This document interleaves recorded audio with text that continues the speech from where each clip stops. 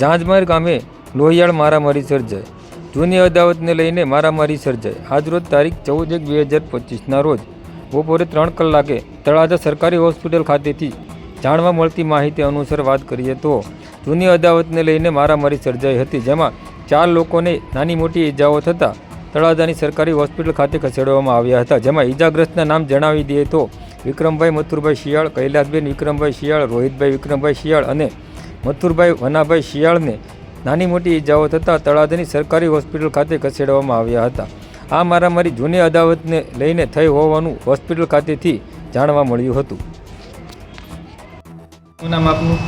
શિયાળ વિક્રમભાઈ મથુરભાઈ। શું બનાવ બન્યો હતો? મારામારીનો અમે પતંગો ઓલું કરતા હતા, એ સીધો ધોકાડીને ઉતરી ગયો મારામારી કરવાનું। કોણ હતું?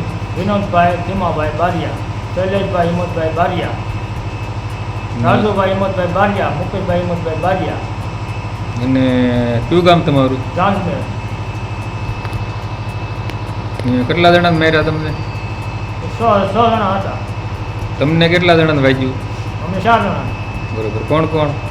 એક રોહિતભાઈ વિક્રમભાઈ શિયાળ, કૈલાસબેન વિક્રમભાઈ શિયાળ, મથુરભાઈ વનાભાઈ શિયાળ, વિક્રમભાઈ મથુરભાઈ શિયાળ।